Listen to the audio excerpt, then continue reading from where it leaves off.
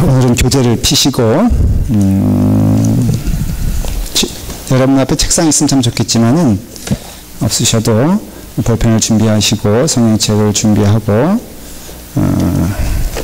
오늘은 이제 우리의 목표는 일과를 끝내는 겁니다. 그래서 페이지 그 19페이지부터 저희가 지난 시간에 조금 다뤘는데 이어서 오늘의 목표, 미리 목표를 정하고 좀 하겠습니다. 목표는 일과를 끝내는 겁니다. 그 일과를 끝낸다는 뜻은 구약을 다 끝낸다는 뜻입니다. 오늘 여러분들 나오신 분들은 정말 수지 맞는 시간인 줄 믿으시길 바랍니다. 오늘 잘하면은 성경을 다 읽어버리는 거예요, 그냥. 그리고 미리 그 강의하는 그 스타일 포인트를 말씀을 드릴게요. 제가 이제 여기 있는 여러분 다 읽어오셨죠, 물론. 한번 제가 물어볼 거예요, 다. 이제 읽어오신 걸 전제로 하고 일과를 그리고 제가 이제 이 내용을 조금 설명하면서 제가 하나하나 순간적으로 키 단어, 다시 말하면 그러니까 중요한 한 권을 한 단어로 정리하려고 하는 거예요. 목표는 출애굽기 하면 있잖아요, 그렇죠? 에스더 하면 있잖아요, 그렇죠? 지금은 전혀 몰라도 괜찮아요. 뭐 얼굴에 아무 반응 없어도 좋아요. 상관없어요. 여기 그냥 백지 상태에서 오셨다 할지라도 1시간만 지나면은 저의 목표는 구약을 띄는 겁니다. 이게 믿음 생활하면서 그래도 성경을 조금 아는 게 뿌듯하지 않겠어요? 그래서 그 작업을 오늘 하는 거예요. 오늘 그래서 어떻게 보면 조금 바삐 갈지도 몰라요. 그렇지만 여러분들 속도를 보면서 제가 갈 거니까는 여러분들은 그저 반응만 보이시면 돼요. 이해됐으면 거기 끄덕끄덕 하시고요. 이해가 안 됐으면 이렇게 하시면 되고, 그리고 저와 함께 이렇게 아이 컨택을 하면서 나가시면은 여러분들을 쫓아오게 될 겁니다.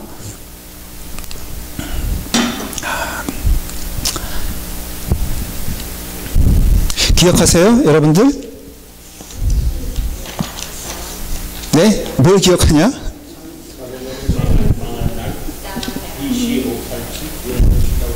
아니요. 그건 끝났어요. 오늘은 구약 서머리 한다니까요. 그렇죠. 예, 애쓰십니다. 돋보기 쓰시고들. 창정목 사왕포를 하기 전에 크게 세 덩어리가 있다 그랬죠. 그렇죠. 예, 감사합니다. 역사서, 시가서, 예언서 이렇게 있다 그랬죠. 여러분들 교재를 보면은 뒤에 그 부록으로 나와 있습니다. 혹시 이거 보시면 돼요. 거기 보면은 역사서, 그 다음에 시가서, 그 다음에 예언서로 되어 있죠. 역사서는 여러분들 창출, 민수, 삿사망, 대란어. 그건 외우고 있어야 돼요. 두 가지는 알고 있어야 돼요. 창족목,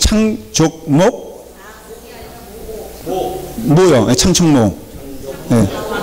그냥 해본 거예요. 자, 그러니까 역사서는 창출, 민수, 삿사망. 이건 외우고 있어야 돼요. 두 가지 정도는.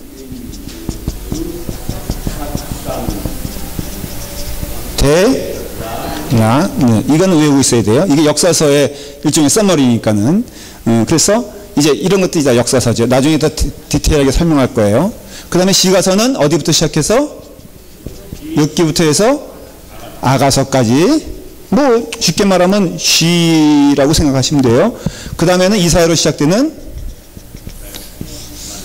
예언서가 쭉 있고 말라기서 다 했잖아요, 그렇죠?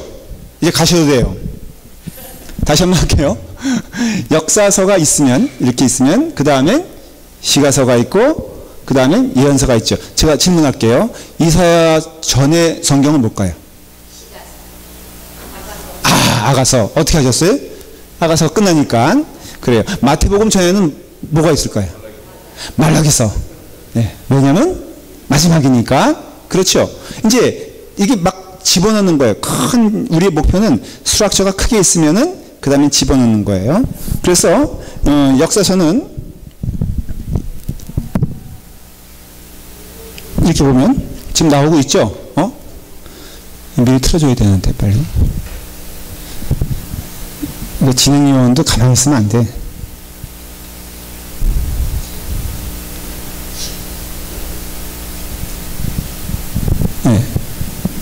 저기 보면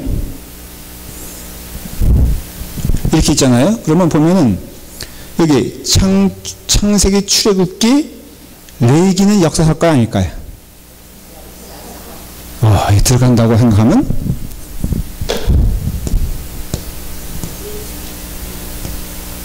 없잖아. 그렇죠? 창세기, 출애굽기, 민수기, 그러니까 레위기는 역사서가 아니다.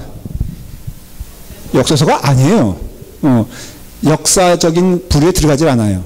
자, 그러면서 신명기, 여호수아, 사사기, 룻기, 사무엘상이 있고요. 그 다음에는 사무엘하, 열왕기 상하, 역대 상하, 그 다음에 에스라, 느헤미야, 에스더.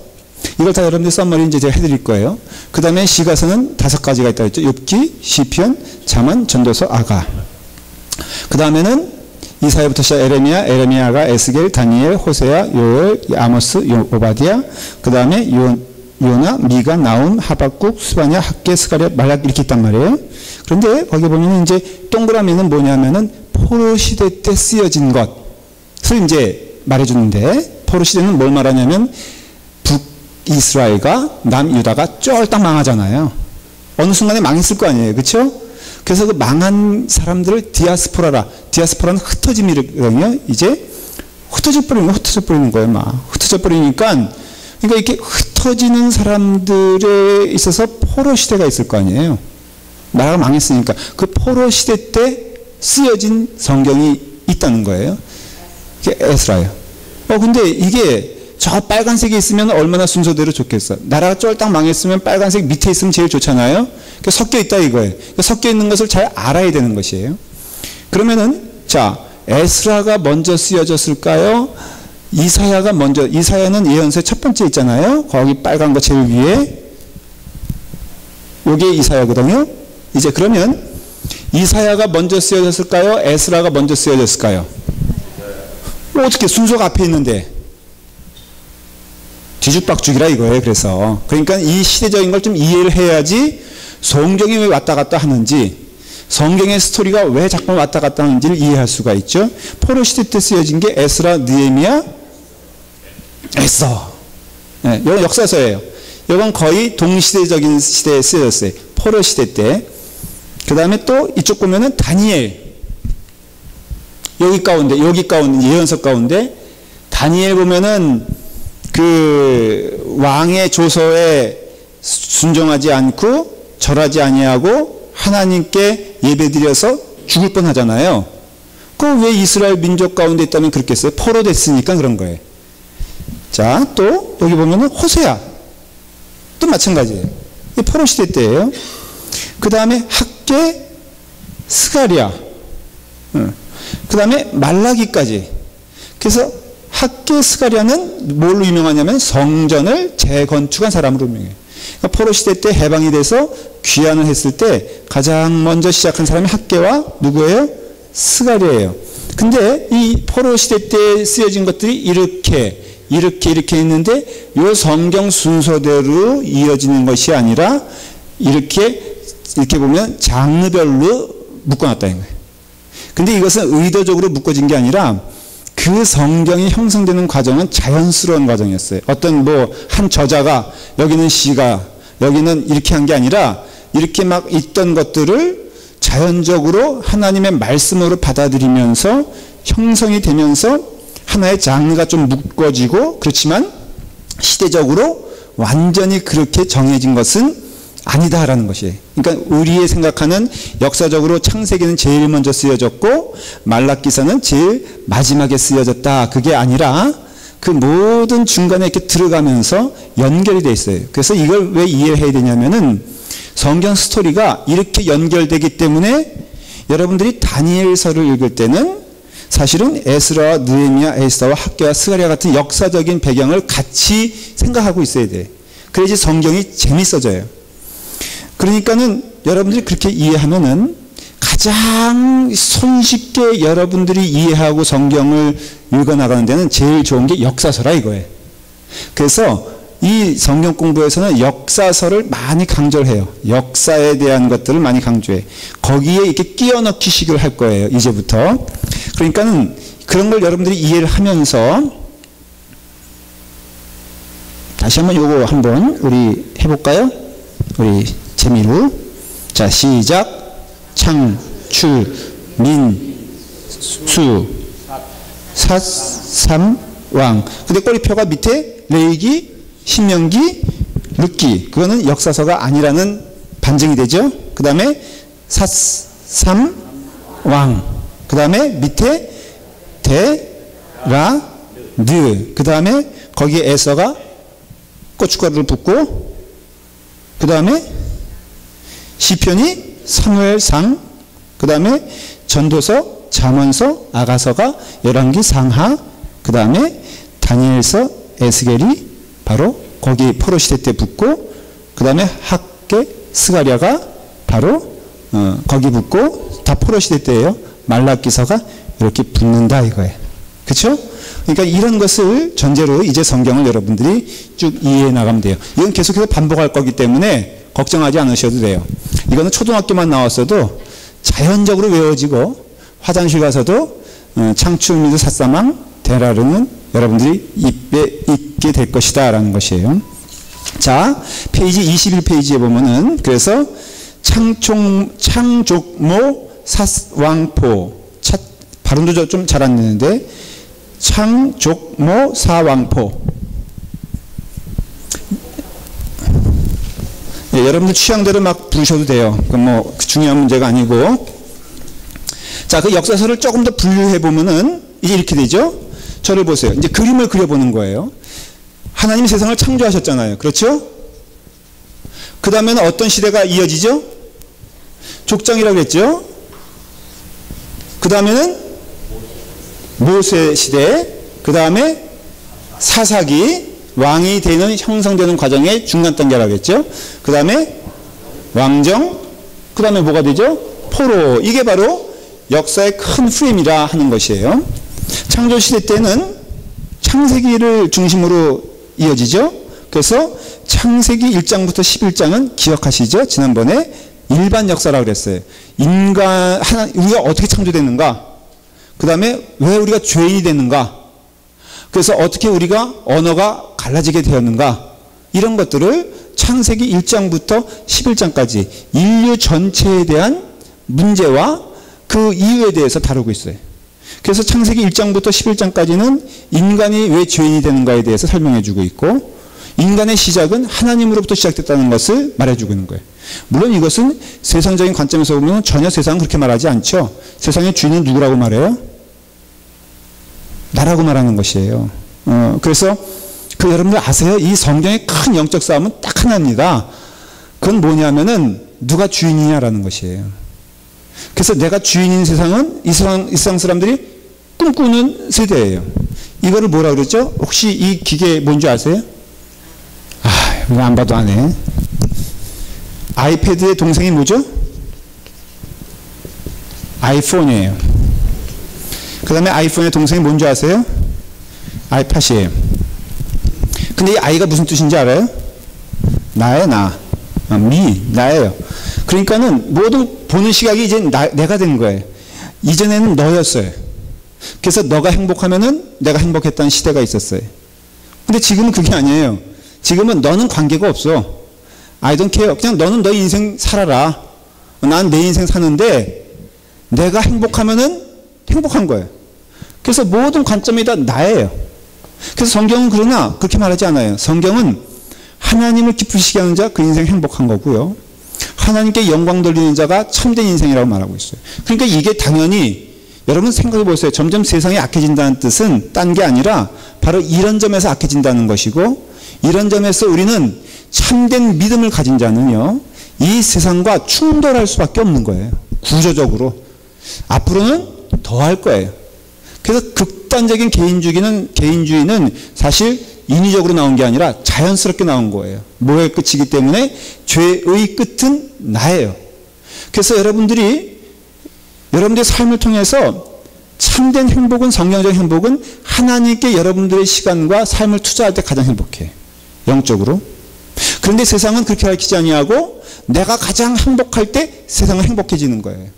그러니까 이 갈등이 사실은 성경에서는 너무 적나라하게 드러나는데 어느 때부터? 창조 때부터 드러난다 이거예요. 누구의 생활을 통해서? 아담의 생활을 통해서. 그 다음에는 이제 계속 나오는 거예요. 창세기 12장부터 50장까지는 족장시대라고 그랬어요.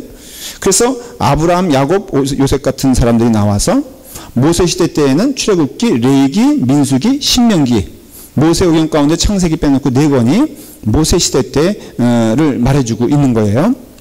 그리고 그 다음엔 사사시대라고 했죠. 사사시대 시작은 누구라고 그랬어요?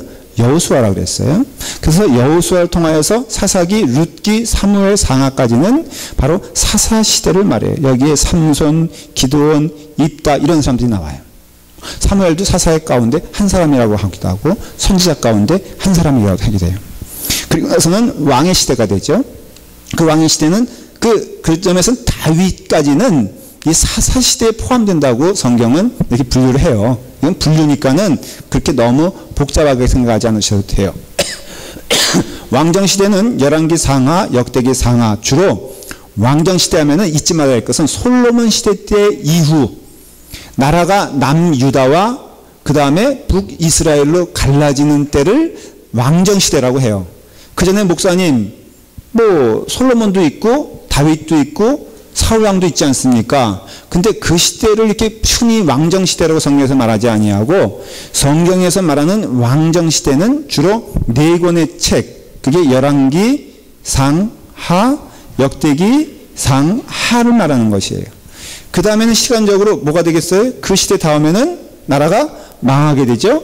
그래서 이사야 때부터 나라가 망하기 시작하면서 결국은 그 포로 시대가 되는데 그 왕정 시대와 포로 시대 때 중간중간에 예언자들이 나오고 포로 시대 때에도 예언자가 나오게 되는 것이에요.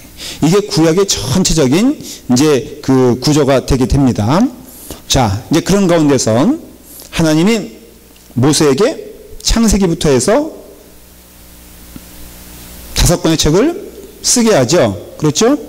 그럴 때 창세기는 하나님이 모세에게 쓰게 하셨는데 모세가 창조를 받나 안 받나?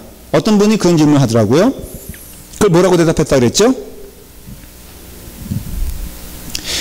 보지 않는 것을 보게 하는 것은 성령의 역사거든요. 그래서 모세가 시내산에 올라가 십계명을 받을 때 그때 우리는 모세가 그 모세오경을 작성하기 시작했다고 인정을 해요. 그럴 때 하나님의 계시에 의해서 오늘날에도 여러분들 계시 보는 사람 있잖아요. 오늘날에도 우리는 보지 못한 거 하나님 나라 보는 분들도 있어요. 바울도 여러분 신비한 체험을 한 것 가운데 이런 고백을 하죠. 뭐를 봤다 그러죠? 3층천은 뭘 말하냐면은 하늘의 나라를 말하는 거거든요. 그러니까 바울도 가본 적이 없는 나라를 말하는 것이에요. 그러니 성령의 역사가 임하게 되었을 때 그의 눈을 열게 해주거든요. 그래서 보지 못하는 것을 보게 하고 듣지 못하는 것을 듣게 하는데 모세에게는 하나님께서 창조의 비밀을 유일하게 허락하신 거예요. 그래서 창조의 사건은 하나님을 통해서 모세에게 전달한 것이에요. 아니, 목사님 보면 그 당시에요, 그 설화라고 할 수 있는 근동에 퍼져 있던 가운데 있는 것이 꼭 뭐냐면은 홍수설화예요. 공통적으로 있는 게. 그러니까 이 나라가, 이 세상이 한번 망한 적이 있는데 뭐 때문에 망했다? 물 때문에 망했다. 홍수 때문에 망했다는 것은 전 세계에 퍼져 있는 설화예요. 이상하게. 심지어는 지금 남미, 이게 그 근동에 있는, 중동에 있는 나라와 동떨어지는 남미조차도 어때요? 그런 설화가 있다는 것이에요. 그러니까 언제 한 번은 분명히 이 지구가 물로 인하여 망했다는 것이 전달됐어요. 그게 오히려 그런 점에서는 진리란 걸 보여주는 것이에요. 성경은 역으로 그런 가운데 하나를 따와서 만든 게 성경이라고 주장하는 사람들이 있어요. 그러나 성경의 말씀이 진리이기 때문에 그런 이야기들이 진리라는 것에 대해서는 인정하려고 하질 않아요. 이거는 주님 오시는 그날까지 가지고 가야 될 서로 간의 싸움이에요. 그러나 분명한 것은 어쨌든 모세에게 하나님이 보여주셔서 쓴 기록이 창세기예요. 그 다음에는 출애굽이 나오죠.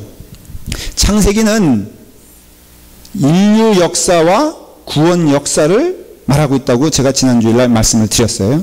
아브라함을 통해서 처음으로 믿음의 조상을 만들면서 하나님은 구원의 시작을 보여주신 것이에요.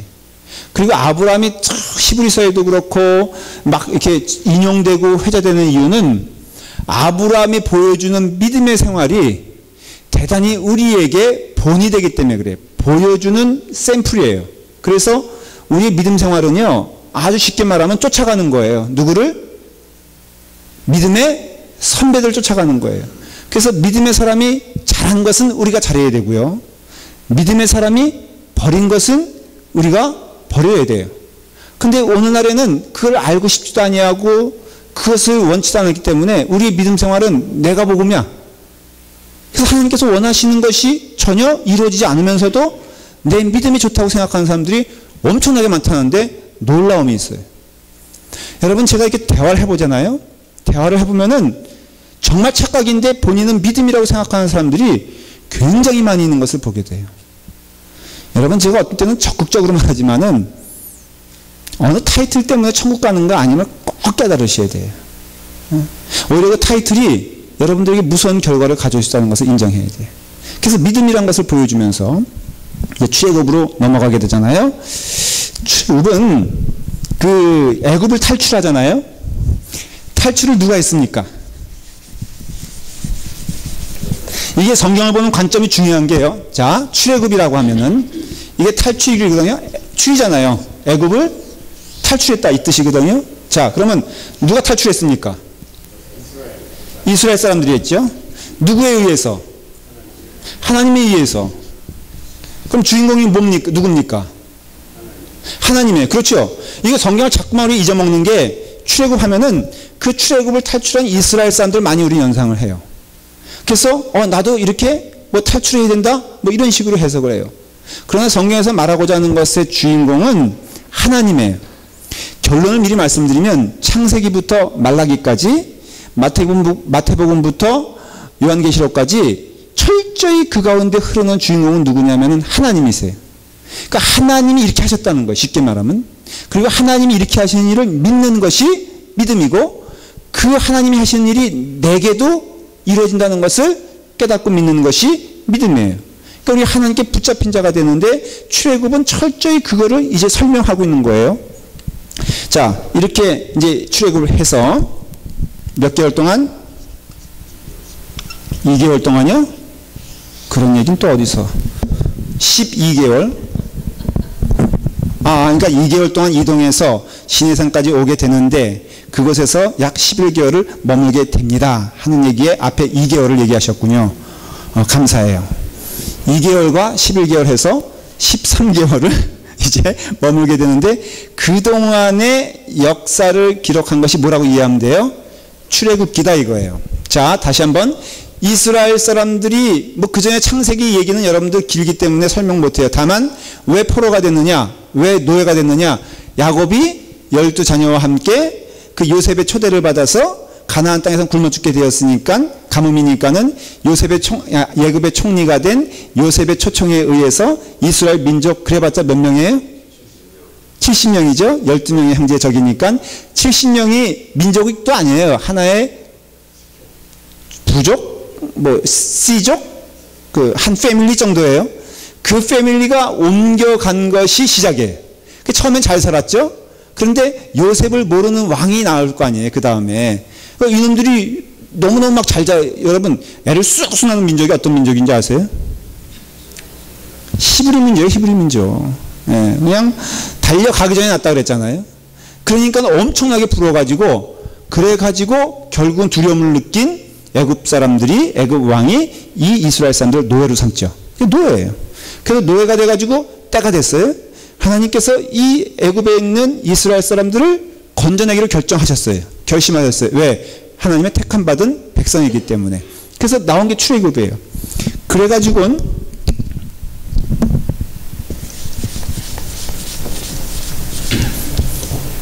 나중에 크게 지도를 보여드리겠지만 대략 지도가 이렇게 됩니다. 이렇게 있으면 요거는 사해예요. 사해. 이스라엘 땅에 이렇게가 이스라엘 땅이라고 생각하면 돼. 가나안이에요. 그때 당시에는. 여기는 갈릴리 바다예요. 예수님 고향이 여기예요. 자, 여기는 광야예요. 광야. 광야. 이거 신의 광야라고 그래요. 그 다음에 여기가 애굽 땅이에요.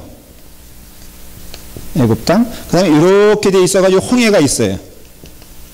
여기가 지중해예요. 그래서 이제 이렇게 되거든요. 땅덩어리가. 광야가. 시내산이 여기 있어요. 시내산이. 이스라엘 땅은, 가나안 땅은 여기 있어요. 그래서 이 사람들이 어떻게 탈출하냐면 이렇게 탈출해서 이렇게 옵니다. 그런데 요 사이가 11개월, 아니 여기가 2개월이에요. 걸린 시간이 2개월이고 여기서 11개월 있는데 그 사이에 어떤 사건이 일어나냐면은 이스라엘 사람들이 불평합니다. 그래서 고생을 많이 해요. 오는 동안. 아니 애굽에서 탈출해서 그렇게 놀라운 일이 있었는데도 결국은 또 불평해서 죽게 되는 역사들이 여기서 일어나게 되죠. 그래서 여기까지 오는 동안 거기서 시내산에서 뭐를 받냐면 아주 중요한 두 가지를 받습니다. 또 이루게 됩니다. 뭐냐면 하나는 십계명이에요. 그리고 또 하나는 성막이라는 거예요. 그러니까 이스라엘 사람들이 이때까지 오는 동안 이제 하나님의 백성으로 점점 형성이 되는 거예요. 맨 처음엔 노예고 오합지졸이에요. 아주 그냥 그 잡족이에요, 잡족. 그래서 여러 섞여왔다 그랬어요, 민족들이. 그러니까 순수한 히브리 민족만이 아니에요. 노예는 내가 보기에는 그때 다 탈출한 거예요. 그러니까 얼굴 검은 사람도 왔을까 안 왔을까? 왔을 거예요. 이런 사람들이 오는 동안 이런 오합지졸들이 하나님께서 하나님의 백성을 만드는데 두 가지를 가지고 만드시는데 첫째 뭐라고요? 십계명, 두 번째는 장막이에요. 그래서 여기서 말하는 뜻이 무엇이냐면은 하나는 말씀이고 하나는 예배예요.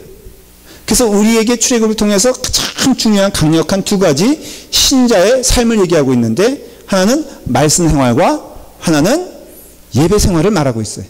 그러니까 여러분 이 둘이 배제된 어떤 신앙생활도 신앙생활 아니에요. 적극적으로 말씀드릴 수 있는데 속지 마십시오. 예배 게을 또 예배 가운데 그 마음이 함께하지 않는 자 그 신앙 없어요. 그 다음에 하나님의 말씀을 배제하고 어떤 것도 여러분 것은 이루어지질 않아요. 그럼 좀 나중에 설명할게요. 자, 그러니 이 출애굽을 통해서 가장 중요한 것이 뭐냐면 구원이란 무엇이냐에 대해서 말하고 있어요. 구원은 뭐냐?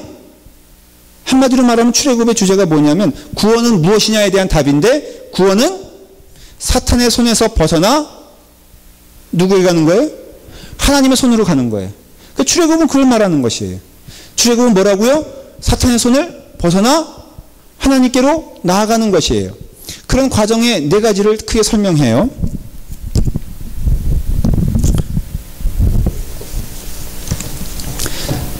자, 출애굽 있죠? 약자로 쓸게요. 그 다음에 광야가 있어요. 그렇죠? 그 다음에 언약이 있고 성막이 있어요. 이게 네 패턴이 출애굽에서 말해주고자 하는 패턴이에요. 뭐라고요? 출, 그 다음에 광야, 그 다음에 약속, 그 다음에 성막이에요. 이것은 뭐예요? 뭐에 대한 출이에요? 사탄으로부터. 여러분 먼저 우리가 하나님의 백성이 되려면 어떤 일이 일어나야 돼요? 구원을 받아야 돼요. 구원은 뭐예요? 사탄으로부터 해방되는 것을 말하는 것이에요. 그럼 그 다음에는 당연히 하나님의 나라로 들어가야 될 텐데 들여보내 안 들여보내? 여러분 신자들이 죄로부터 구원을 받으면 반드시 어떤 생활을 하게 되어 있습니까? 보십시오. 은혜 받은 다음에 여러분들이 경험하는 게 뭐예요? 고난 아니에요? 여러분 기도원에서 삼각산에서 아주 뜨겁게 은혜를 받았어. 그래서 내려오는 길이 구름 같고 날아다니는 것이 천사 같아. 근데 여러분 내려오면 어떤 일이 벌어집니까? 눈에서 맞아주는 남편이 우리 부인 너무 천사 같아. 당신을 보니 내가 경배할 수밖에 없구려 하면서 무릎 꿇어 경배합니까? 안 그러거든요? 어디 갔다 왔어 하면서 말이야. 뭐 적극적으로 이렇게 리액션 하실 건 없어요. 그러니까 여러분 보십시오. 이게 영적인 패턴이거든요. 이게 출애굽에서 말하는 것이에요. 은혜 받은 자, 구원 받은 자가 반드시 경험하는 것이 뭐다? 광야 생활이야. 이게 성화라 이거예요. 왜냐하면 왜 이게 필요하냐면요. 우리가 이건 많이 얘기 들었어요. 죄로부터 구원받았다 할지라도 우리의 약한 품성은 그대로 있다 없다. 있잖아요. 여러분 회개해도 구원받아도 내 성격 급하고 그 다음에 내 인간적인 생각이 그렇게 없어지는 게 아니에요. 이걸 없애야 돼요. 이거는 시간이 걸리는 문제예요. 그래서 여러분들 구원받았잖아요. 구원받으면 이 사람이 하나님의 백성이 되는데 시간이 걸린다 안 걸린다? 걸려요. 그것을 제 믿음의 3자 입장에서는 어떻게 해야 돼요? 기다려줘야 돼요. 여러분 목사도요. 처음부터 목사가 훌륭합니까? 아니면 만들어져 가는 게 목사입니까? 그러니까 제가 좀 부족해도 여러분들 어떻게 해야 돼요? 기다려야 되고 기도해줘야 되고 용서해야 되고 이해해줘야지. 그런 교회가 아름다운 교회예요. 예, 아멘이죠. 그러니까 마찬가지로 여러분들이 좀 이렇게 엉망으로 살아도 목사님 제가 혈압 올리면 된다 안 된다? 안 되죠. 어떻게 해야 돼요? 품어주고 기다려주고 때려주고 또 훈련시켜주고 이 시간이거든요. 이게 바로 요 광야 생활이야 이거예요. 이게 성도 간에 싸울 수밖에 없는 구조고요. 그 다음에 물이 없기 때문에 척박한 구조고요. 그러다 보니까 피부가 닿기만 해도 신경질나는 구조가 이 구조예요. 오늘날 말하면 여기가 뭐예요? 그래서 교회는 싸우는 것이 교회예요. 여러분 싸우는 아이들이 잘 크지 않아요? 그래서 우리 교회는 싸움이 풍성하게 간절히 기도합니다. 다툼이 있는 곳에 은혜가, 그 다음에 전쟁이 있는 곳에 평화가. 그러니까 여러분들이 이거에 대해서 너무 이상하게 생각하면 안 된다 이거예요. 우리 교회가 왜 이 모양이야? 그 교회가 천국이에요. 그래서 여러분들 믿음을 잘하게 하는 데는 가장 좋은 데는 싸우는 교회로 가셔야 돼. 그 다음에 언약이죠. 언약은 뭐예요? 십계명이죠. 십계명은 하나님의 백성으로서 살아가는 규약을 말하는 거예요. 캐비넌이죠. 캐비넌. 캐비넌은 상대가 있잖아요. 그래서 하나님의 백성으로서 너는 어떻게 해라. 그러면은 그 삶은 풍조, 이건 컨디션이 아니에요. 여러분들 조건, 소위 말해서 조건의 어떤 약속은 그거를 행위의 언약이라고 하는데, 아담이 처음 에덴 동산에서 파기했기 때문에 더 이상 행위 언약은 없어요. 하나님은 우리를 행위 언약으로 약속하지 않으세요. 그 다음에 언약은 뭐냐면 늘 은혜 언약이에요. 그러니까 이것은 십계명은요, 우리가 지키면 구원받고 지키지 않으면 구원 못 받는 게 아니라, 구원받은 자가 십계명을 지키며 살면은 그 여생이 편안해진다 이거예요. 그 여생이 즐거워진다는 걸 얘기하는 것이에요. 그 다음에는 여기 성막의 생활이 있잖아요. 그 성막은 하나님과 더불어 교제를 말하는 것이에요. 그러니까 이걸 통해서 깨닫게 되는 것은 하나님께 나아가고 하나님께 구원받은 자는 먼저 구원을 받아야 되고요. 성화의 삶을 치열하게 살아야 되고, 그 다음에 언약의 백성으로서 하나님의 백성답게 우리가 그것을 지키며 살아야 되고, 마지막으로는 하나님과 교제하는 자가 되어야 된다. 이게 바로 출애굽에서 말하고자 하는 것이에요. 자, 그런 가운데 이제 역사적으로 레위기는 역사서가 아니라 그랬어요. 그러면 레위기는 왜 쓰여졌을까? 하나님이 어떻게 우리와 교제하는 방식인 성막의 생활을 아주 자세하게 설명한 것이 레위기예요. 강조하고 싶은 것이에요. 다시 설명을 드릴게요. 출애굽에서는 중요한 두 가지를 하나님이 주셨다고 그랬잖아요. 뭐예요? 말씀과 예배였어요. 성막과 그 다음에 십계명이었어요. 그런 가운데 레위기는 강조를 하고 싶은 거야. 더 뭐에 대해서? 성막 생활, 예배 생활을 통하여 더 강조를 하고 싶은 거예요. 그게 레위기예요. 그래서 그 강조하고 싶은데 그게 바로 제사예요.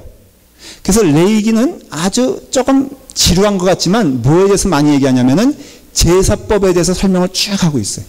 재미없죠? 근데 성경을 연구한 사람 입장에서는요, 제일 재미있는 부분이 레위기야. 거기서 주는 진리가 너무 많기 때문에 그래요.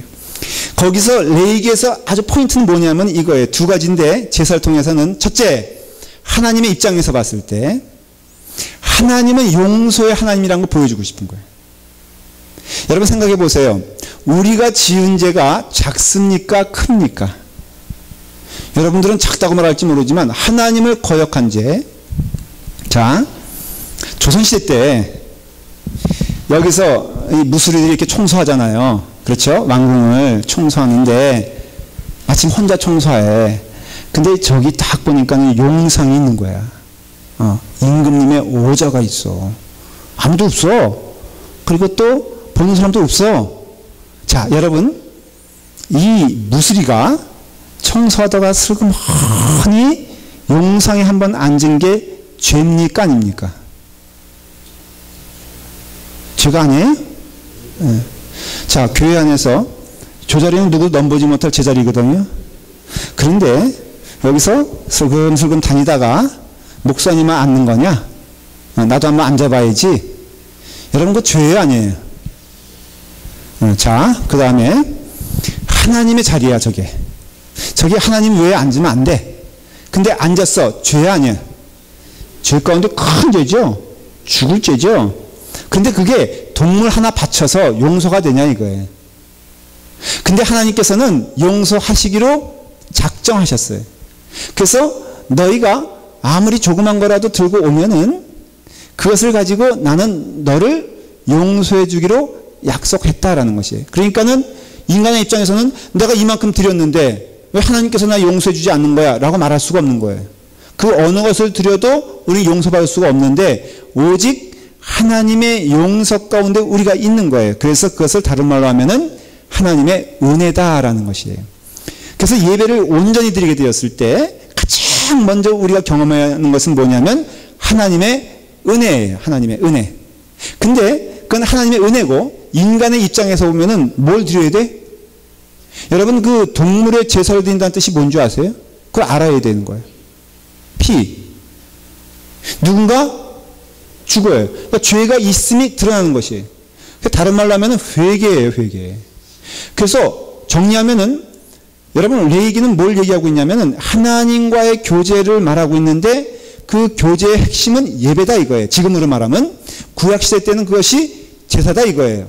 그런데 그 구약의 제사, 신약의 예배는 두 가지 핵심이 있는데 하나님의 용서, 하나님의 은혜가 넘쳐야 되고 그 다음에 인간의 입장에서는 회개가 있어야 돼요.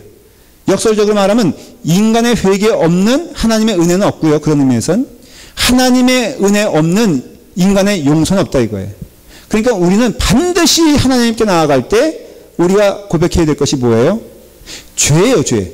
그래서 우리가 죄인임을 고백할 때 거기에 은혜가 풍성해지는 이유가 그 죄를, 그 고백을 보시고 하나님 용서해 주시는 게 아니라 내가 죄 있다고 인정해야지 용서가 의미가 있는 거지. 여러분 생각해 봐요. 애를 키울 때 애가 고개를 빳빳하게 들고 있으면은 정말로 맞을 짓을 했는데 고개를 빳빳하게 들고 있으면은 용서해 안 해? 죽도록 맞기만 하지 거기 무슨 아니 얘는 회개할 생각도 없어. 그래가지고 빳빳이 들고 있는데 아 그래 내가 너를 용서하마 이럴 수 있다 아니에요? 없다는 거예요. 그러니까는 여러분들 하나님의 은혜와 하나님의 용서의 경험은 어떤 자만 경험할 수 있냐면은 바로 회개하는 자만 경험할 수 있다는 것이. 그것을 말하는 것이 무엇이다? 레위기예요. 그 다음에 이제 이 출애굽기 다음에 그 다음에 민수기로 가요. 민수기는 역사적으로 자 13개월 지났잖아요. 12개월이 넘어서 13개월 지난 다음에 이어져서 나오는 내용이 민수기예요. 근데 민수기는 말 그대로 민자는 백성 민자고 수는 셀 숫자거든요. 그러니까는 인구 센서스를 이제 하는 것이에요. 그 인구 센서스를 하면서 중요한 장소 세 군데가 나오게 되는데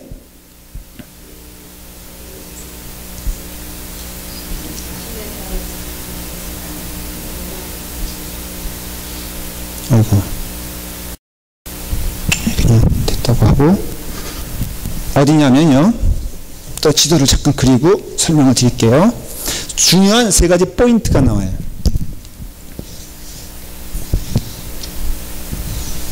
그냥 여기 애굽이고 여기가 이스라엘이고 여기가 시내 광야예요.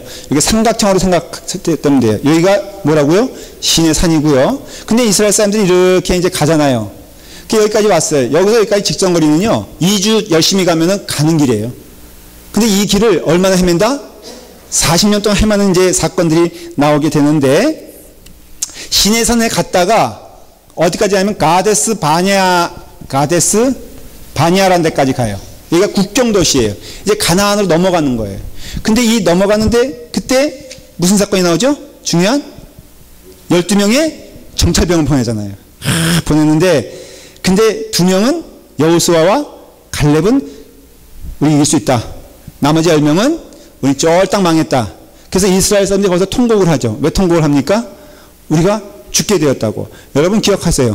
하나님이 우리를 어느 길로 떠나게 하셨으면 굶어 죽지 않습니다. 하나님께서 우리의 어떤 길을 가게 하시면요 절대 우리 망하지 않아요.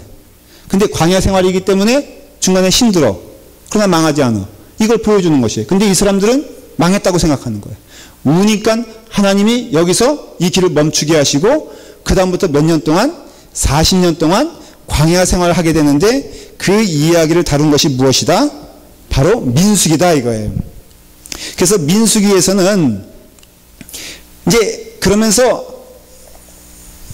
새로운 세대가 나타나죠.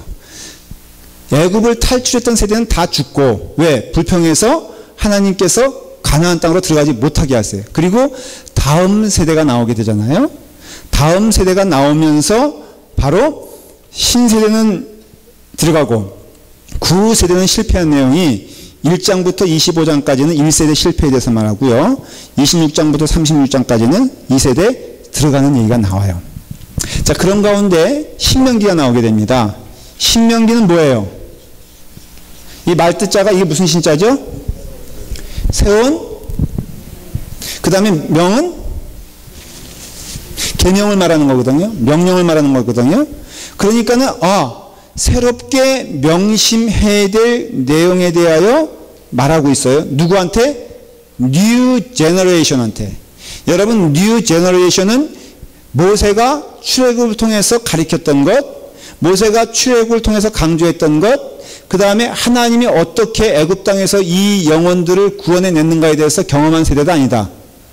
아니잖아요. 그러니까 이제 이 사람들이 가나안 땅에 들어가게 되는데, 이게 가나안 땅에 들어가는 게 끝이 아니라 또 다른 시작이잖아요. 영적 싸움의 치열한, 광야에서의 삶은 자신과의 싸움이었다면 가나안 땅에 들어가는 것은 이제 진짜 싸움이라 이거예요.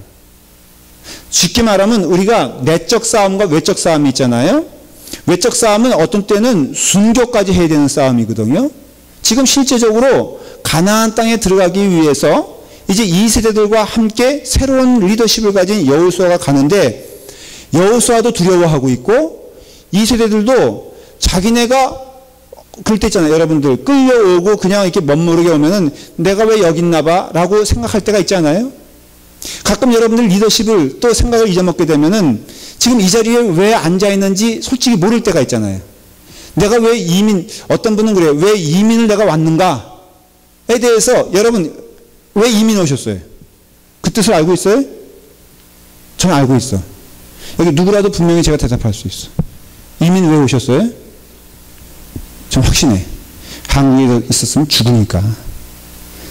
다시 말하면 여긴 다 하나님이 한국에 있으면은 너무 세상 삶이 즐거워가지고 여기 하나님이 데려다 주신 줄 믿으시기 바랍니다. 예수 잘 믿게 하려고 이 자리에 오게 하신 것을 믿으시기 바랍니다. 한국에서 친구들 보면은 정말로 저 친구들과 떨어진 게 너무너무 감사하다는 생각 들 때가 많이 있지 않아요? 그게 맞잖아요? 그러니까는 여기 왜 왔는가? 하나님 잘 믿게 하기 위해서 왔다 이거예요. 마찬가지로 이 세대들에게 지금 모세는 마지막을 다해서, 마지막 힘을 다해서, 죽을 힘을 다해서 자기가 여태까지 하나님으로 받은 것들을 다 토해내는 거예요. 반복이에요. 그런 점에서는 출애굽의 내용이 사실은 반복하는 것이 신명기 내용이에요. 그러니까 신명기 역사적인 것을 기록한 게 아니라 한편의 설교예요. 자, 모세의 설교 주제는 뭘까? 한마디로 말하면 너무 설교는 주제는 동일하죠. 뭐예요? 한마디로 하나님 잘 믿어라. 지금 오늘도 복잡한 얘기 아니고 결국은 뭘 얘기할 거예요? 예수 잘 믿고 잘 사십시오 이거거든요. 그러니까는 지금 모세는 피를 토하면서 그 마지막 노년에 하고 싶은 얘기가 뭐냐면은 하나님을 사랑하라 이거예요. 하나님 입장에서 하나님은 우리 풍족하게 사랑하시고 하나님 모든 것을 주시는데, 너희들 입장에서는 지금 가나안 땅에 왜 가느냐? 그 하나님 사랑을, 하나님의 사랑하심을 너희가 체험하기 위해서 가는 것이다. 또 하나는 그 사랑하는 것은 오직 하나님만 사랑하는 것이기 때문에 우상 숭배하는 것, 영적 전투라고 했을 때 싸워서 이겨야 되는 이유는 왜 그러냐? 하나님이 그것을 기뻐하시기 때문이다 라는 것이에요. 그래서 신명기의 주제는 바로 위대한 모세의 고별 메시지인데, 한마디로 하나님을 사랑하라 라는 것이 바로 신명기의 큰 주제가 되고 이 세대에게 한 얘기라 이거예요. 이게 바로 모세 오경을 요약한 것이라고 할 수 있어요. 이해가 됐습니까? 창세기, 출애굽기, 그 다음에 이어지는 레위기, 민수기, 신명기는 바로 이와 같은 내용으로 되어 있어요. 그 다음에는 뭘로 이어집니까? 사사기로 이어지죠. 사사기는 어디부터 시작한다고 했어요? 여호수아, 그 다음에 사사기, 그 다음에 룻기, 그 다음에 사무엘, 상, 하로 이렇게 이어져요. 이렇게 이어져요. 자, 사사기는 여호수아는 이제부터 제가 짧게 지나갈게요. 여호수아는 바로 가나안 땅을 정복하는 과정에서 이렇게 이루어지는 일들을 말해주고 있는데, 여호수아는 딱 하나예요. 질문이 뭐냐면은 교회가 구원받은 목적이 무엇이냐라는 것이에요. 이스라엘 민족이 구원받은 목적이 무엇이냐. 여러분, 주님 나라 가기까지는 우리에게는 뭐가 있냐면 목적이 있어요. 신자들에게는 그 목적이 있는데, 그것이 무엇이냐면은 이 땅에, 가나안 땅은 이 땅이거든요. 쉽게 말하면 영적으로 가나안 땅에 딱 들어가자마자 이스라엘 사람들이 경험하는 것이 이방 문화예요. 근데 여러분, 이방 문화가 좋아 보여요? 하나님의 문화가 좋아 보여요? 밥 문화가 좋아요? 아니면 예배 문화가 좋아요? 그렇죠? 여러분, 억지 부릴 거 없어요. 예배 문화가 더 좋다. 이건 정신적으로 이상한 사람이야. 솔직히 밥 문화가 좋지. 안 좋아요? 그러니까는 연세가 드신 거예요. 예. 젊은 사람들에게 물어봐요. 그리고 우리가 객관적인 건 객관적인 거예요. 여러분, 장미꽃이 아름다워요? 할미꽃이 아름다워요? 할미꽃 하니까 또 이게 이렇게 얘기하니 꼭 이런 사람들이 있어요. 지금 말하고자 하는 건 장미꽃이 아름답다고 말하는 거거든요. 젊은 사람의 피부가 아무래도 탱탱하죠. 그러니까 연세 드신 분들이 그거 쫓아가려고 향 두들겨 패고 뭐 이거, 저는 노년의 멋있음 있잖아요. 그렇죠? 저도 흰머리가 조금 나니까는 아주 멋있어 보이거든요. 그러니까는 이게 좋은 건 좋은 거예요. 세상 문화가 더 현혹스러운, 여러분, 음악도 여기서 그냥 뭐 주여 하면서 이런 찬양보다도 소녀시대 한번 와가지고 뒤흔들어 놓으면은 금요 집회 부흥하는 건 시간 문제예요. 그러니까 지금 뭐 이거예요. 가나안 땅에 들어갔는데 솔직히 말을 해서 가나안 문화가 더 화려하냐, 아니면은 예배 문화와 신앙 문화가 화려하냐, 이건 싸움이야. 객관적으로 보면 싸움이 아니다 이거예요. 그러니까 오늘날에도 문제가 뭐냐면, 교회가, 제가 이거는 도전하고 싶고 여러분도 기억하셔야 되는 게, 교회가 세상 문화를 쫓아가려고 하면은 반드시 망합니다. 그걸 어떻게 쫓아가겠어요? 뭐 문화적으로 문화 컨텐츠를 가지고 어쩌고 저쩌고 해야 된다는데, 밥만 먹고 그것만 연구하는 사람과 그 다음에 그냥 그 흉내내고 싶어가지고 잠깐 가는 사람과 실력 차가 얼마나 나겠니? 제가 소녀시대가 부러워가지고 짧은 반바지 입고 부지런히 춤 연습해도 이게 되겠냐 안 되겠냐 이거예요. 안 되잖아요. 지금 그거예요. 가나안 땅에 들어가는 이 세들에게 지금 여호수아가 말하고자 하는 것은 무엇이냐면은, 교회가 구원받은 목적이 뭐냐, 너희들이 구원받은 목적이 뭐냐, 하나님만 섬기는 것이 얼마나 위대하고 하나님만 섬기는 것이 얼마나 귀한 일이고 궁극적으로는 하나님만 섬기는 것이 얼마나 기쁜 일인가에 대해서 선포하라는 거예요. 여러분, 예수 믿는 사람은 뒤로 가는 게 아니라 세상으로 뚫고 들어가는 거예요. 오늘날은 너무 폐쇄적이 되고 패배적이 됐는데, 여러분들 가면 혹시라도 물에 튈까봐, 그게 아니라 들어가서, 자 그럼 물어볼게요. 예배 문화가 더 아름답습니까? 아니면 밥 문화가 더 아름답습니까? 재미로 말하면 누가 더 재밌어요? 그것도 그렇게 대답하시면 안 되죠. 장로님은 예배 문화가 더 재밌잖아요. 나중에는 인정하는 건데, 여기서 듣는 한마디의 말씀이 여러분 개그 콘서트에서 10마디 하는 것보다 훨씬 재밌죠. 그런 거가 이거예요. 이게 점점 지나면은, 그래서 궁극적으로 남는 것은 은혜요, 궁극적으로 남는 것은 하나님뿐이 없다 이거예요. 세상 문화는 신기루와 같이 넘어질 수밖에 없다는 것을 얘기해 주고 있는 거예요. 여호수아가 그 얘기를 하고 있는 거예요. 너희는 왜 지금 부름받은 존재가 됐느냐? 그는 이 땅에 살면서 하나님만이 기쁨이요, 하나님만이 경배요, 하나님만이 즐거움이라는 것을 선포하라는 것이에요. 그리고 이제 사사기로 넘어오게 되면요, 무슨 질문을 하게 되냐면은, 이제 왕이 역사적으로는 사사기가 이게 쭉 역사적인 얘기를 하지만 그 가운데 흐르는 행간은 뭐냐면은, 주제는 뭐냐면은, 교회가 어떻게까지 타락할 수 있는가에, 땅을 정복했어요.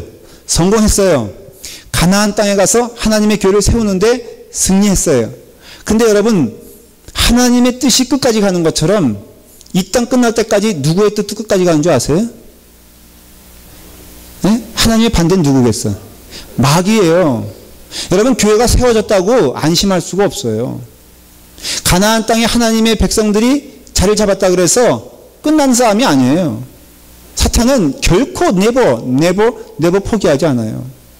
그러니까 하나님이 그 백성들을 포기하지 않는 것처럼 사탄도 하나님의 백성을 무너뜨리는 일을 포기하지 않기 때문에 늘 깨어있어 범사에 우리는 기도해야 되고 감사해야 되고 즐거워해야 되는 이유가 범사란 것은 그렇게 침투할 수 있는 여지가 있다는 것을 말하는데, 바로 사사기는 그 경고를 해줘요. 뭐냐면 사사기의 주제는 교회, 신앙 공동체가 얼마만큼 무너질 수 있는가를 얘기하는 거예요.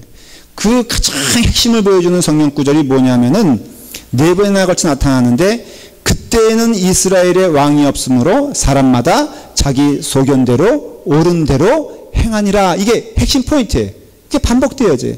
그러니까 하나님 없는 자는 자기의 소견. 여러분, 하나님 없는 사람들이 살아가는 패턴이 뭔지 아세요? 아까 말했죠. 아이폰, 아이패드 이런 거예요. 나예요, 나. 그러니까는 내가 왕이 되지 않으면 행복하지 않은 거예요. 자, 목사님 그렇지 않잖아요. 여기 뭐 한 사람 왕이 있으면은 그 다음에 쫄개들도 있는데, 여러분 그 쫄개가 어떤 심정으로 있겠어요? 생각해봐요. 만일에 여러분들이 감사하게도 여기 목사는 딱 한 사람만 필요해요. 백 목사님만 빼놓고. 그렇죠? 근데 다 목사가 되려고 한다면은 허심탄회한 뭘 노리겠어? 저의 자리를 노리겠잖아요. 예를 들면은. 그러면은 그냥 아무 소리 안 하는 것은 기회가 없어 그렇지, 기회만 있어봐. 근데 그렇게 인간 삶이 그렇다는 거예요. 그러니까는 결국은 사사기는 뭐냐면, 교회가 타락하면요 어떤 현상이 벌어지냐면은, 하나님 없다고 했을 때는 사람들끼리 자기 소견대로 옳다고 하면서 그대로 가는 게 사사기의 모습이에요. 이게 오늘날에도 나타날 수 있는 경고예요. 그 다음에 뭘로 이어지냐면은 룻기로 이어지게 돼요. 룻기도 역사서에 포함이 되지만 이건 사실은 또 역사서에서 빼야 될 내용이에요. 주인공이 거기엔 2사람이 나온다고 하는데, 한 사람은 누굴까? 네? 나오미가 주인공이라고 하는 얘기도 있을 수 있어요. 맞아요. 자, 그 3사람이라고 하십시다. 누가 나오죠? 여러분들은 상식을 뛰어넘는 특출한 분들이야. 왜냐하면 룻기라 그러면 상식적으로 주인공이 책의 이름인데, 난 어느 교회든지 나오미가 나오고 보아스가 나오는 게 처음 봤어. 그거는 아주 분명한 진실이야. 뭐야? 교회 수준이 굉장히 높다라는 거, 아니면은 자기가 좀 룻기를 읽었다는 것을 자랑하고 싶어하는 마음이 있는 거예요. 짧거든. 한 넉 장 정도 되니까 씩 읽을 수도 있고, 그 다음에 뭐 한 10분이면 읽을 수 있으니까는, 자. 그래요. 그러니까는 그 가운데 저는 보아스를 얘기하는 거예요. 그래서 보아스는 왜 거기에 보아스가 들어가냐면요, 성경적으로 쭉 이렇게 훑어보면은 결국은 보아스가 다윗의 족보에 들어가거든요. 조상이거든요. 그리고 성경에서는요, 잘 기억하세요. 보아스, 다윗을 강조하는 이유는 오실 예수 그리스도를 얘기하는 거예요. 그래서 룻기가 들어간 거예요. 룻기를 통해서 하나님의 구원의 손길은 이미 어느 때부터 너무 가면은 하나님이 이미 창조 때부터 우리를 구원시키기 위하여 준비하셨다 그래요. 그러니까 하나님의 사랑의 손길, 사사기는 타락의 본질을 보여주고 있어요. 극치를 보여주고 있어요. 사사기는 하나님 없이 살 수 있다는 걸 보여주는데, 그런데 그런 극치 가운데 나온 것이 뭐야? 하나님의 사랑이라 이거예요. 그러니까 이걸 알 수 있어요. 사사기를 통해서, 룻기를 통해서 알 수 있는 것은, 하나님의 사랑은 조건적이다, 무조건적이다. 하나님의 사랑은 우리가 가장 어두울 때 나타난다, 아니면 우리가 쓸만할 때 나타난다. 우리가 하나님의 자녀다운 삶을 살 때 하나님의 사랑이 나타나냐, 아니면 우리가 엉망인 삶을 살 때 하나님의 사랑이 나타나냐라고 하면은 두 번째가 답이에요. 하나님의 사랑은 무조건적이에요. 그래서 하나님의 사랑은 우리가 가장 악했을 때 나타나는 거기 때문에 하나님의 사랑의 손길에서 의심할 필요가 없어.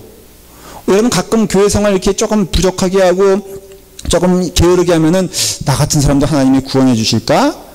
그렇게 생각하잖아요. 그렇죠? 네? 걱정하지 마세요. 여러분 엉망일 때 구원받은 자예요. 그러니까는 지금 아주 양호한 거예요. 이거를 뭘 보여주는 거예요? 룻기가 보여주는 것이라 이거예요. 그 다음에 이제 사무엘상 하루 가면요, 두 가지 메시지를 정해줘요. 사무엘상은 이렇게 대비적으로 두 사람이 나오게 되는데, 사울과 다윗이 나와요. 그쵸? 그걸 보여주고 싶은 거예요. 거기 막 여러 가지 사건 나오지만, 어쨌든 간에 사무엘상은 누가 하나님의 마음에 합한 자인가를 말해주고 있어요. 네. 그럼 누구예요? 당연히 다윗이에요. 그쵸? 다윗이 왜 하나님의 마음에 합한 자인가는 뭘 하면 돼? 그걸 알고 싶으면 읽으면 돼. 오늘은 읽는 것까지 매겨 이렇게 씹어가지고 이게 져주는 게 아니에요, 지금. 저는. 읽어라, 이거예요. 그러니까는 누가 하나님의 갑자기 느닷없이 뜬금없이 다음 주에 와가지고, 목사님, 사울이요, 하나님의 마음에 합한 사람 같아요. 이러면 안 된다, 이거예요. 다윗이 하나님의 마음에 합한 자인데, 왜 하나님의 마음에 합한 자인가 여러분도 한번 구해보세요. 너무 답이 나오게 되거든요. 그래서 사무엘 하는 누가 또 주인공이에요? 다윗이 주인공이에요. 이것은 다윗의 빛과 그림자를 말해주고 있어요. 한 사람을 얘기하고 있는데, 사무엘 상은 누굴? 사울과 다윗을 말해주고 있고, 사무엘 하는 다윗 한 사람을 말해주고 있는데, 그런데 그 한 사람에게 빛과 그림자가 있다는 거예요. 빛은 뭐예요? 다윗의 빛은 여기 교재에 뭐라고 되어 있어요? 진정한 왕은 다윗뿐이라는 것을 차별화하는 흔적을 말해주고 싶어서 사무엘하가 기록됐다 그랬어요. 교재에는. 자, 다윗은 빛이 있어요. 그게 뭐예요? 하나님을 온전히 섬겼던 사람이에요. 자, 다윗은 위대한 왕이기 때문에 성경에 기록된 게 아니에요. 다윗은 하나님을 잘 믿는 어느 한 사람의 본을 보여주기 위해서 기록된 거예요. 그러니까 빛이에요. 빛과 어두움. 뭐 어떤 그 가사 제목 같지 않아요? 빛과 그림자, 연속극을 많이 본 후유증을. 그런 거 있잖아요. 뭐 빛과 어두움, 뭐 그 다음에 뭐 슬픔과 기쁨 이런 거 있는데, 한 인간에게 이게 동시에 있을 수 있다 없다라는 걸 보여주는 거예요. 있을 수 있다 없다? 있다라는 것이에요. 그러니까 신작 가운데 이게 근면하고 아름다운 면이 보이는 반면에 부족하고 이상한 면이 보여도 염려하지 마세요. 이상하게 생각하지 마세요. 다윗을 보면은 그게 너무 자연스러운 것인데, 어두움은 뭐예요? 대표적인 사건. 밧세바. 그 밧세바를 통해서 무슨 사건까지 가죠?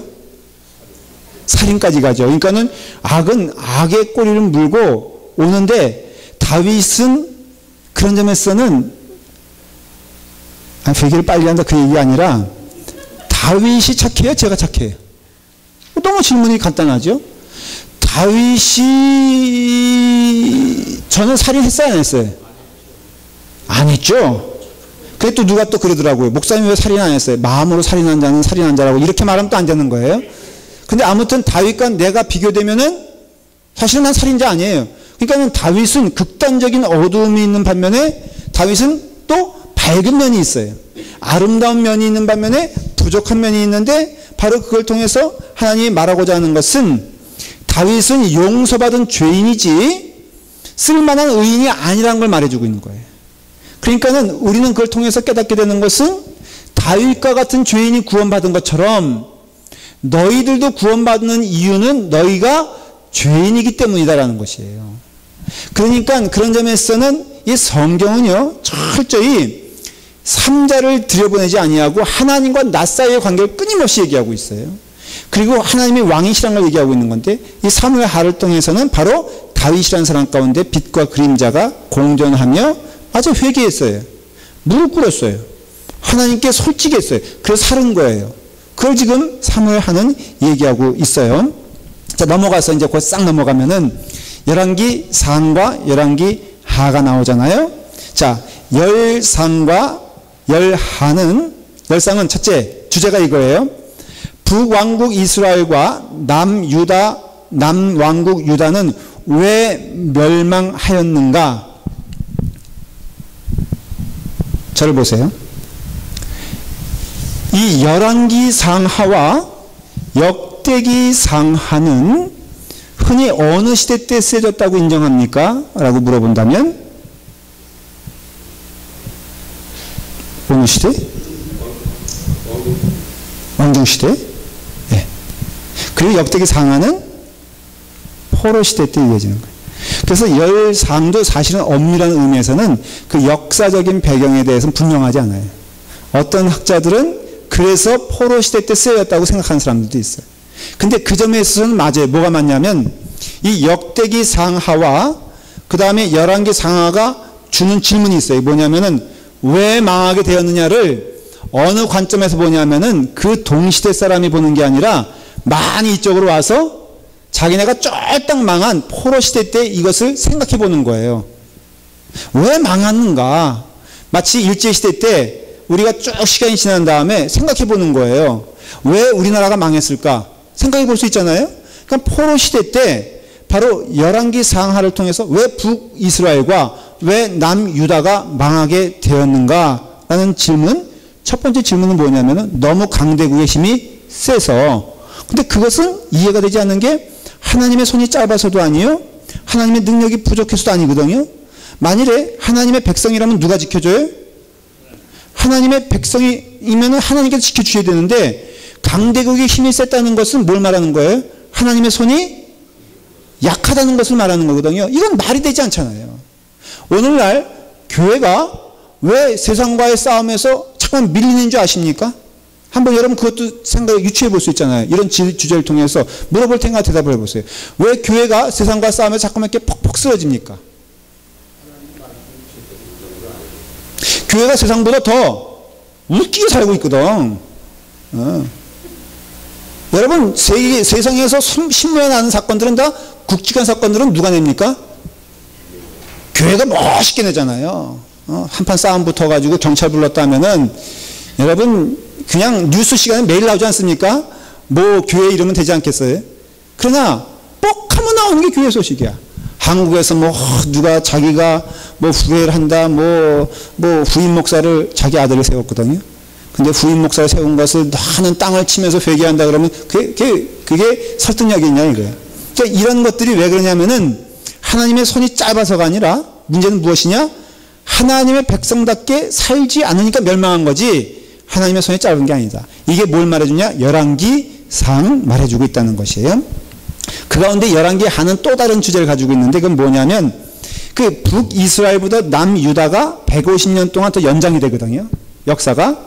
그래서 열왕기 하에서는 질문이 뭐냐면은 왜 남유다는 북이스라엘보다 150년 더 역사가 길어졌느냐? 이거 하나님의 보호의 손길인가? 하나님이 인도해 주셨는가? 라는 질문이에요. 그 질문에 대한 답을 주고 있어요. 그게 뭐냐면 열왕기 하에서 남유다가 북이스라엘보다 150년 역사가 길어진 것은 남유다가 훌륭해서가 아니에요. 성경을 보면은. 오직 있다면 것은 무엇이냐면은 하나님께서 약속을 하셨어. 누구한테? 다윗한테 약속해 줬어요. 그러니까 하나님께서 다윗에게 너의 나라를 존속시켜 주겠다고, 또 너의 나라를 끊기지 않게 하겠다고, 또 너의 나라를 통해서, 너를 통해서 메시아를 보내주시겠다고 하나님이 약속하셨거든요. 그래서 포로된 자들이 남유다 백성입니까? 북이스라엘 백성입니까? 너무 역사적으로 보면 신비한 사건이에요. 이유는 아니 북이스라엘이 무너졌을 때는 끌고 갈 수 있는 거잖아요. 근데 북이스라엘이 무너졌을 때는 그 사람들을 포로로 만들지 아니하고 혼혈민족으로 만들어버려요. 그러니까는 데려가지도 않고 그냥 완전히 이방 사람들과 혼혈화시켜버려요. 그 말 뜻은 그 이스라엘 피가 사라졌다는 걸 말하는 거예요. 완전히 멸종시켜버리는 거예요. 그런데 재밌는 것은 남유다는 망했는데 혼혈민족을 만들지 아니하고 이상하게 거기서도 어떻게 보면은 우두머리들, 지도자급들을 어디로 가냐면은 바벨론 강가로 데려가요. 그래서 그발 강가로 데려가서는 한 공동체를 형성하게 해요. 그것도. 근데 여러분 이스라엘 민족의 자존과 공동체와 그 이스라엘이라는 신앙 공동체의 특성이 어느 때 생겨난 줄 아십니까? 본격적으로. 놀랍게도 포로 시대 때를 통해서 주이시가 나타나. 그래서 그때 주이시라는 이름이 나온 거예요. 남유다, 그게 유다, 그 유다가 유다냐? 그 이름이 그때부터 지금 주이시 하는 저 사람들이 바로 그 포로 시대 때 형성된 주이시 민족이 나온 거예요. 그래서 놀라운 것은 그때부터 느헤미야가 나오고, 그때부터 에스라가 나오고, 그때부터 학개가 나오고, 스가랴가 나왔어요. 그래서 정작 신약 시대로 흘러가는 그 영적 흐름이 오히려 포로된, 그때 다니엘도 나오잖아요. 그러니까는 포로는 됐지만은 오히려 영적인 면에 있어서는 그들의 뿌리가 더 왕성해진 것을 경험하게 돼요. 그러니까 하나님의 놀라운 손길, 하나님의 신비한 손길은 하나님의 약속에 의해서 유지된다는 것을 알 수 있어요. 왜 150년 동안 더 유지됐느냐? 이유는 간단해요. 하나님이 다윗에게 약속했기 때문에. 신약과 구약은 약속의 말씀이에요.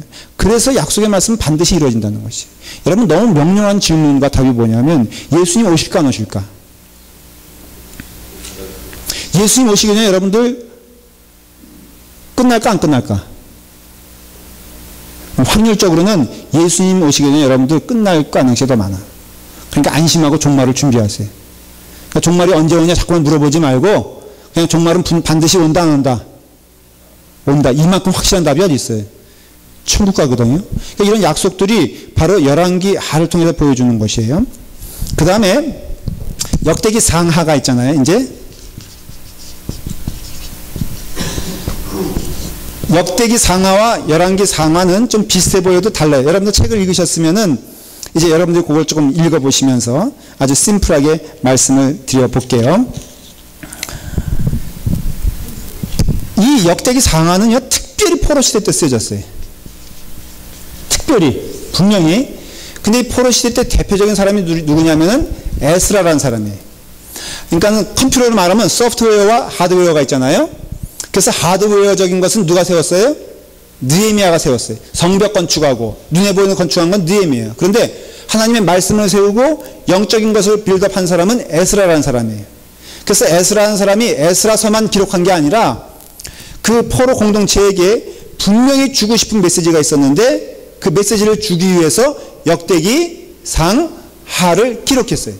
그러니까 의도가 있는 것이요, 분명한.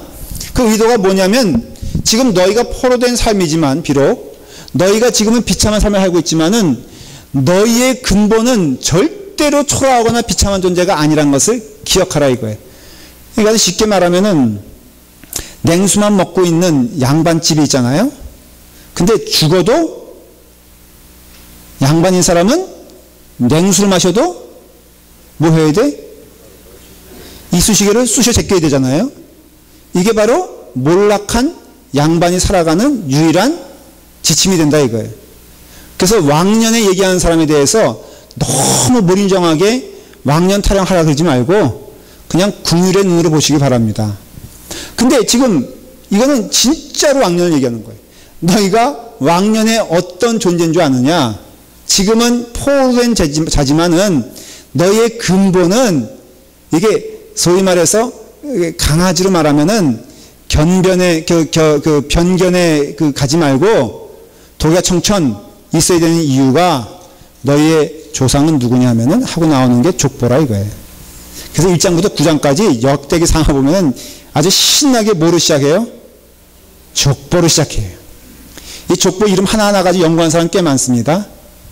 재밌어요. 근데 역대기 상 1장 1절에 탁 누가 나와요? 누가 나와? 저 얼굴 보지 말고 모르면 빨리라도 찾아보세요. 누가 나와? 첫 번째 아담이 나오죠? 여러분은 이걸 그냥 아무 생각 없이 읽으면 아담이 나오네. 그렇지만 에스라 시대 때 아담이 족보에 제일 먼저 들어간 것은 엄청난 의미가 있는 거예요. 이게 그냥 쓴 게 아니에요.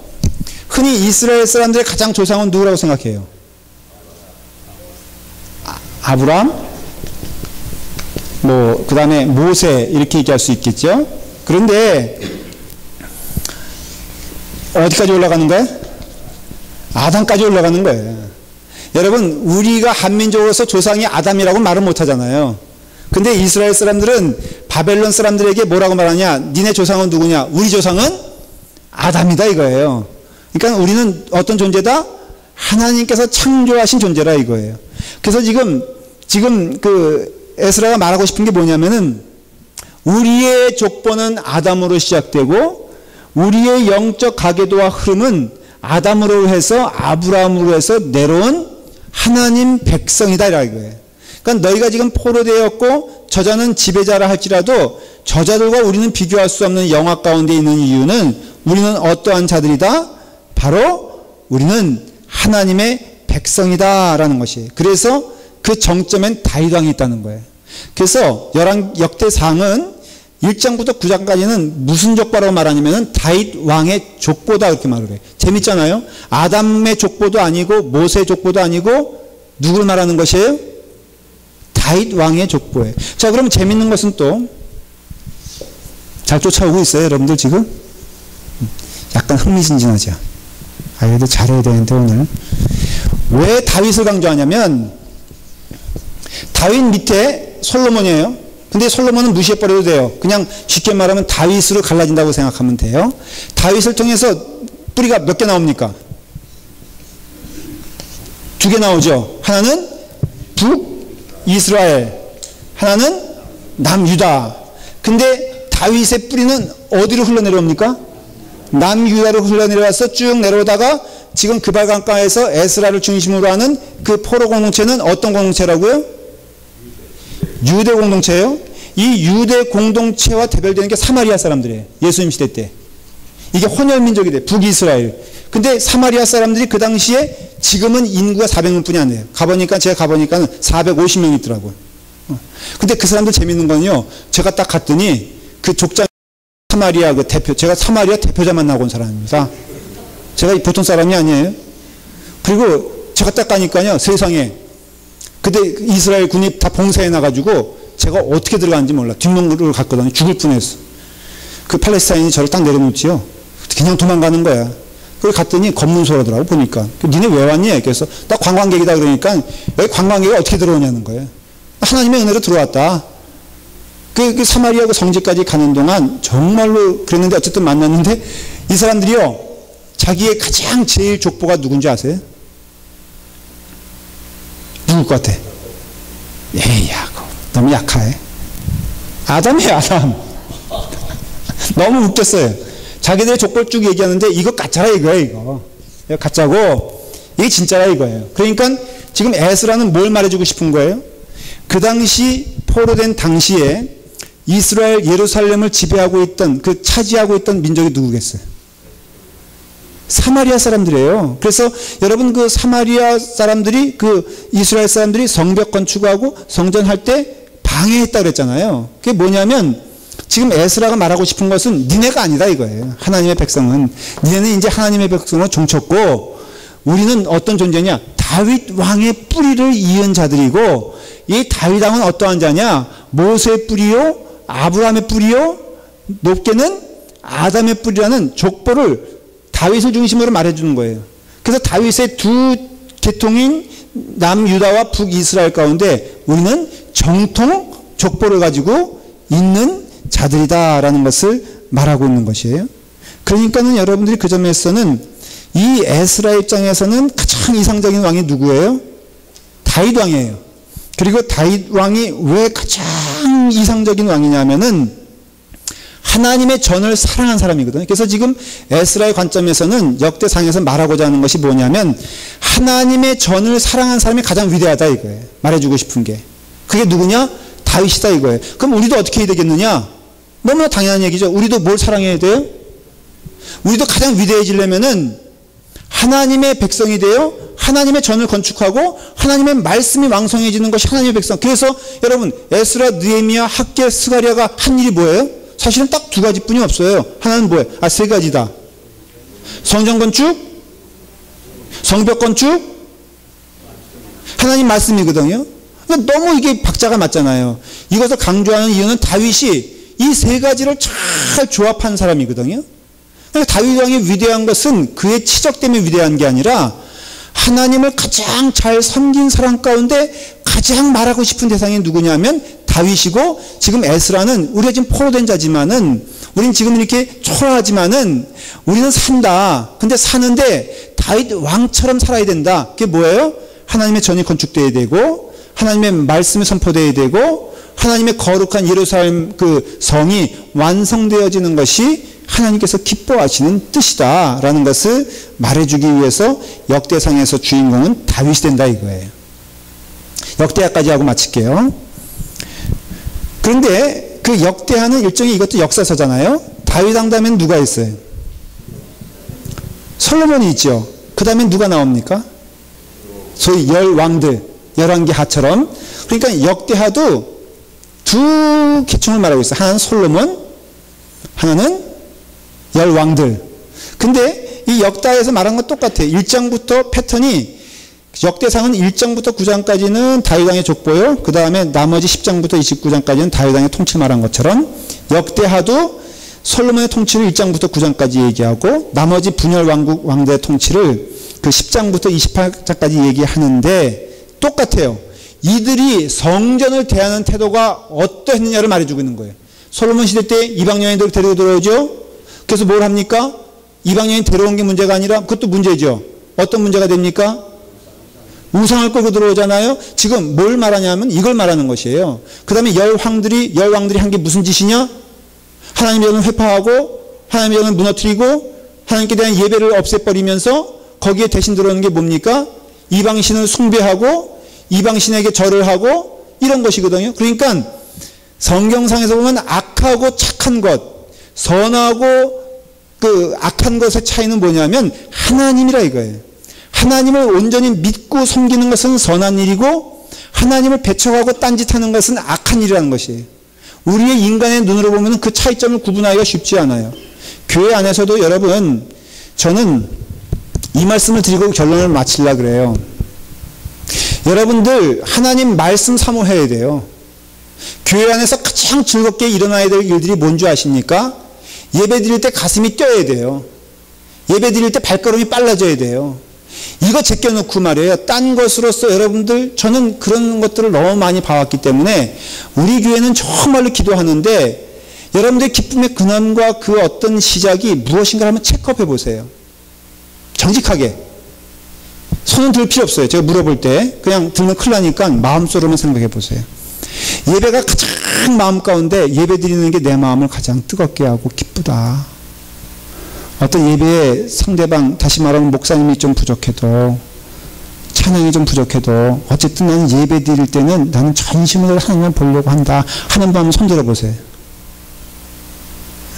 다 들었어요. 하나님의 말씀을 나는 점점 사모하게 된다. 지금 잘 몰라도 말씀 가운데 함께 가길 원한다. 한번 손 들어보세요.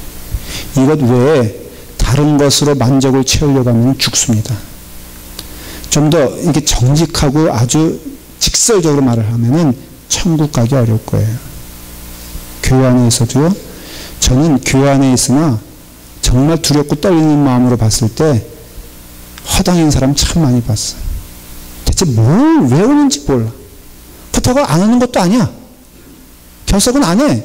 근데 와서도 너무 무의미하게, 눈이 건조하게, 아무 생각 없이 교회 와서 그냥 시간 보내면 마치 은혜 받는 것처럼 생각한다면 큰 오산입니다.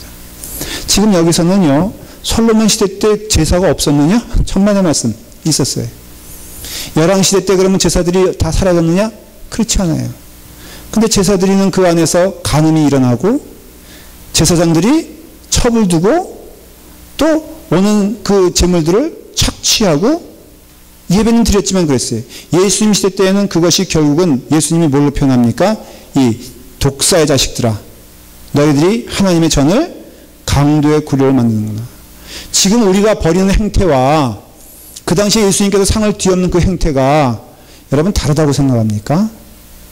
여러분 회개해야 돼요. 우리가 정말 정신 차려서 하나님이 기뻐하시는 일이 무엇인가에 대해서 뚜렷한 비전을 가지고 가야 돼요. 거기에 중심은 딱 두 거예요. 예배하고 말씀이에요. 지금 여러분이 반복돼서 하는 얘기들이 쭉 뭐예요? 결론은 그거 아니에요? 하나님의 말씀이 살아있느냐? 하나님의 예배가 살아있느냐? 이것을 지키기 위해서 너희는 얼마나 땀을 흘리고 수고하느냐에 대해서 답을 해라 하는 내용들이 바로 지금까지 얘기된 것입니다. 기도하도록 하겠습니다. 아버지 하나님, 주님의 은혜 가운데 우리를 불러주셔서 하나님의 말씀 사모하게 하시고 듣게 하시니 감사합니다. 우리가 포로 시대를 통하여서, 우리가 성경을 통하여서 하나님께서 기뻐하시는 뜻이 무엇인가를 깨닫게 하시고 참된 믿음 생활의 기쁨이 무엇인가를 깨닫게 하여 주시니 감사합니다. 아버지 하나님만 바라보게 하여 주시옵소서.